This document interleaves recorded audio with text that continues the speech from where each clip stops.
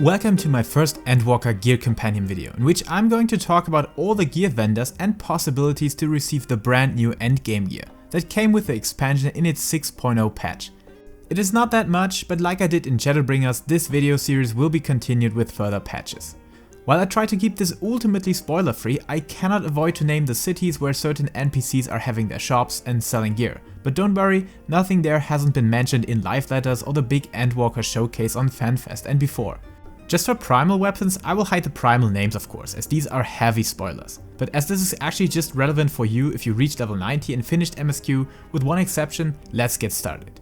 Before actually reaching endgame, or if you just have started with Shadowbringers or the transition to Endwalker, you should check out my last Shadowbringers gear compendium, or how to get to item level 500 in no time video. But in all honesty, as long as you're not completely behind in item level, the usual quest and dungeon gear will be perfectly fine and you will have caught up in no time. On the other hand, don't underestimate equipment, because I feel that Endwalker dungeons and trials have been made to fit more demanding challenge, so gear is not irrelevant, and having solid stat distributions from well-crafted tiers of Shadowbringers for example is not a bad thing. But you will do it. Just try to make sense with your new job's rotations and skill sets before queuing up for dungeons or trials. Alright, starting at level 89 with possibly the first time where replacing well-sorted Shadowbringers gear makes sense, or at least it's worth the swap. Featuring our signature Endwalker job gear. Yes, item level 560 job gear will be received during the main scenario quest and already before you hit level 90, or at least you can wear it on level 98. Which is a super cool fact for me, and you at least get to use this gear for a longer period before it's going to be replaced by Tomestone gear mostly. So drop by on this lovely Dragon Lady Valsa route, who will offer all the job gear that you can receive, especially for free. Just remember that you have to complete the role quest unlocked during the main scenario quest to make your job gear dyeable. Above that, only left side gear can be received as job gear, so accessories need to be found somewhere else. Which leads us to the first level 90 gear received from dungeons. That is a perfect addition to our job gear, filling the empty or outdated slots of our gear set with 560 item level. Received in 3 dungeons, the 1 main scenario quest dungeon and 2 new endgame dungeons unlocked via blue quests in Old-Sharlayan. During your catch up with a full set of item level 560, you might have already gathered a whole bunch of Allagan Tomestones of Aphorism that are received in the usual way, 80 for each dungeon completion as well as all the dailies in your duty roulette section.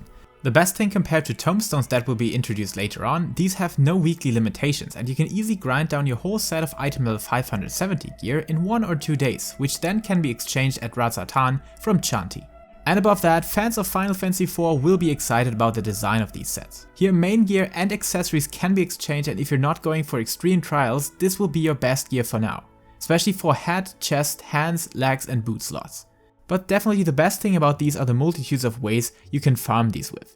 Alright, the best in slot gear for now, at least weapon and accessory slots, can be received from tokens that you get in extreme trials of the first 2 Endwalker trials, offering item level 580 gear pieces with cool looking weapons and accessories with the freaking Endwalker logo on them, which is darn cool to have. And you can also get these from the bosses themselves.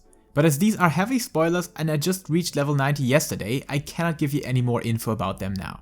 Last but not least, Crafter and Gatherer gear, which features item level 560 pieces, but I can only recommend this for the brave and bold crafters out there, because material prices will be insane and you should definitely wait to gear up until prices have stabilized and supply is better when people are not fighting against Era 2002 anymore.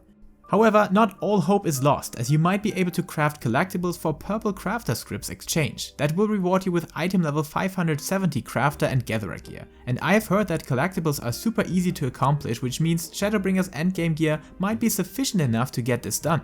But I haven't tested this out yet, but we'll do it in the next couple of days, so stick around for more info on that.